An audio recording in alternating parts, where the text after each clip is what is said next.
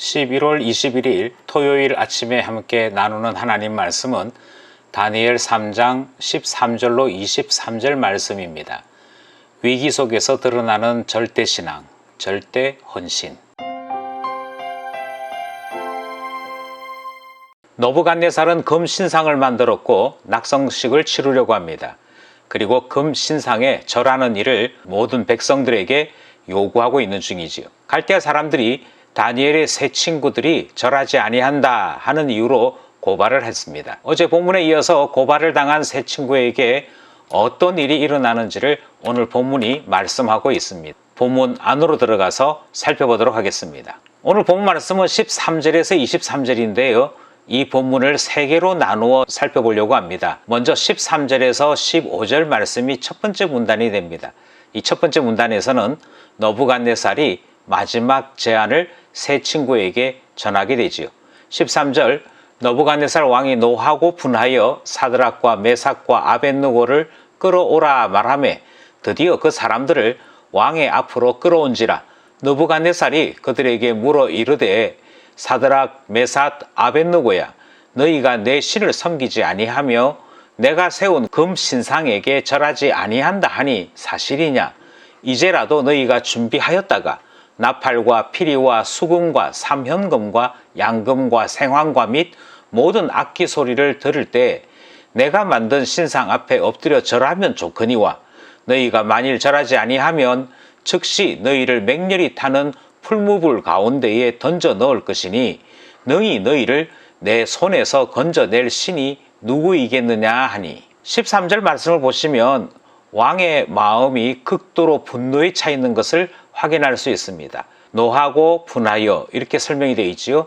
이처럼 같은 의미의 단어를 중복해서 사용하는 것은 아주 강조, 대단한 강조로서 더욱더 노했다, 매우 극노했다 이런 표현이 담긴 어법입니다.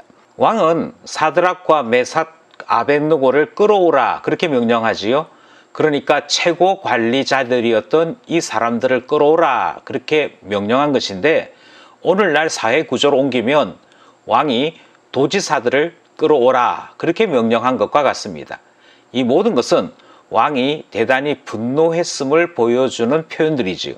14절에서도 우리는 왕의 분노를 느낄 수 있습니다. 느부갓네살은 이 세 친구들에게 내 신을 섬기지 아니하며 내가 세운 금신상에게 절하지 아니했기 때문에 화가 나 있음이라 말하고 있습니다. 내 신과 금신상 여기에 등장하는 표현처럼 이 모든 행위들을 왕권에 대한 도전인 동시에 왕에 대한 모욕으로 표현하고 있는 것이지요. 이처럼 13절과 14절에서는 왕이 대단히 분노하고 있음을 나타내고 있고 그것이 모든 표현들 속에 나타났다 그렇게 말씀드릴 수 있습니다. 그런데 이 단락에서는 또 하나가 더 표현되어져 있습니다. 그것은 회유하는 왕의 마음도 포함되어 있지요. 이것이 두 번째 메시지인데요. 14절 하반절에서부터 이 표현이 등장을 합니다. 금신상에게 절하지 아니한다 하니 사실이냐 이렇게 표현되는 말씀이 등장합니다. 이 번역이 예전에는 어떻게 번역했었는가 하니 금신상에게 절하지 아니하니 짐짓 그리하였느냐 이렇게 번역했거든요. 이렇게 번역한 이유는 이 말의 문자적 의미가 너 계획적으로 했느냐 아니면 뭘 몰라서 그랬느냐 이런 식의 뉘앙스를 가지고 있기 때문입니다. 그러니까 지금 왕의 질문은 너가 이와 같이 행동을 했는데 이것이 계획적인 것이야 우발적인 것이야 그걸 묻는 것이죠. 그거를 번역하기를 그렇다 하니 사실이냐 이렇게 표현하고 있는 것입니다. 왕은 지금 무엇을 자꾸 이야기하고자 하는 것이냐면 너희들이 아직까지 바벨론 말에 익숙하지 못해서 내가 내린 조서를 잘 이해를 못해서 그랬던 거지 또는 날짜를 몰라가지고 착각했던 것이지 뭐 이런 식의 대답을 유도하고 있는 것입니다. 이게 회유지요. 좋게 넘어가자 내가 다시 한번 기회 줄 테니 눈치껏 따라와 이 표현을 하고 있는 것이죠.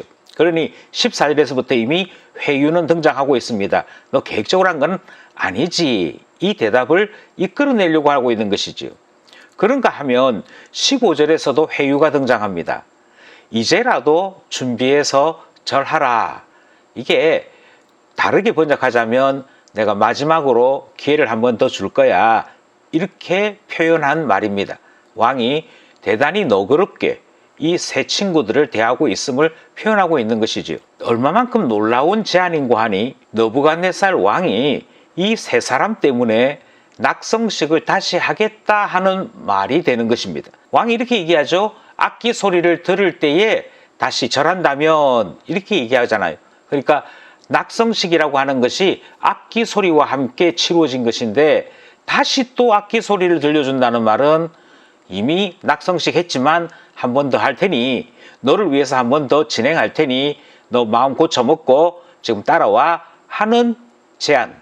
그러니까 왕이 베풀 수 있는 최고의 회유를 베풀고 있다. 이렇게 볼 수 있는 것입니다. 능히 너희를 내 손에서 건져낼 신이 누구이겠느냐. 바꿔 얘기해서 어떤 신도 내 손에서 너희를 구해낼 신은 없다 라고 말하고 있거든요. 모든 회유들은 무엇을 바탕으로 하고 있는고 하니 너희들의 목숨은 내 손에 달렸어. 그러니 생각 다시 해. 이런 회유의 성격을 가지고 있더라 하는 것입니다. 그러니까 첫 문단의 내용은 느부갓네살이 세 친구들에게 마지막 제안을 하는 것. 이것이 첫 번째 문단의 내용입니다. 두 번째 문단은 16절에서부터 18절 말씀이고요. 이 두 번째 문단에서는 세 친구들의 확고한 의지가 표명됩니다. 16절 사드락과 메삭과 아벳느고가 왕에게 대답하여 이르되 느부갓네살이여 우리가 이 일에 대하여 왕에게 대답할 필요가 없나이다. 왕이여 우리가 섬기는 하나님이 계시다면 우리를 맹렬히 타는 풀무불 가운데에서 능히 건져내시겠고 왕의 손에서도 건져내시리이다.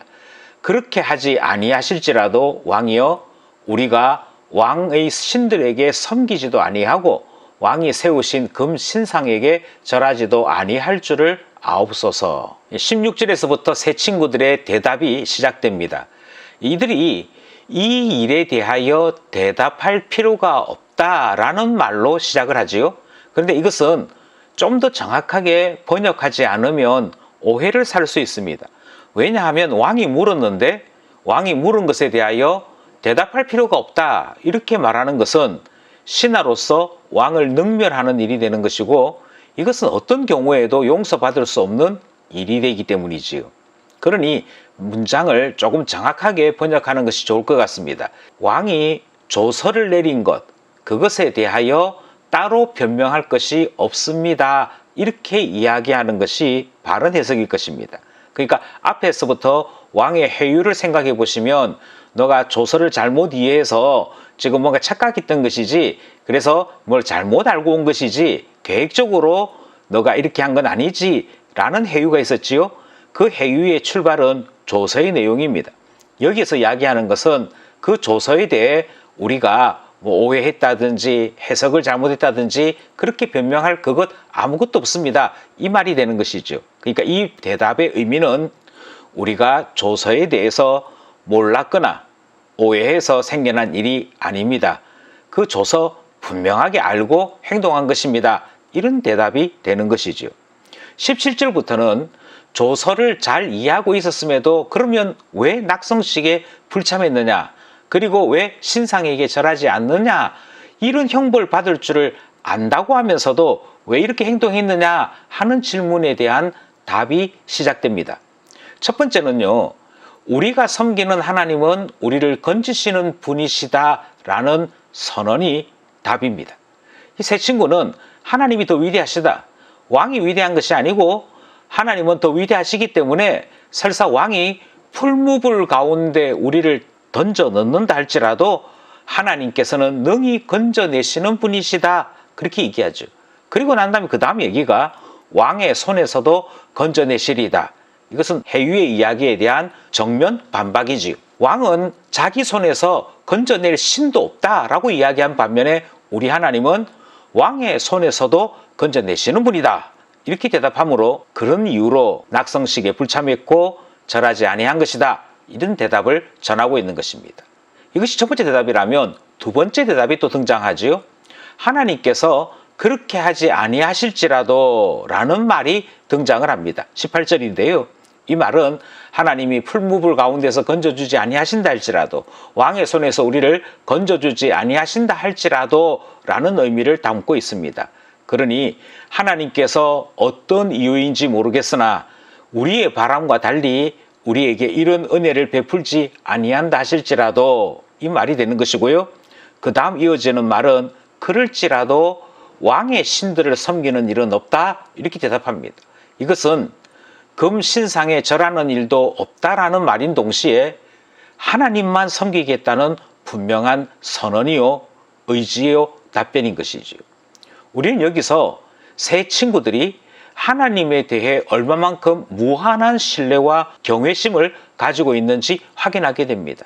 이것이 그들의 의지였고 대답이었지요. 여기까지 두 번째 문단입니다. 마지막 세 번째 문단은 19절에서부터 23절입니다.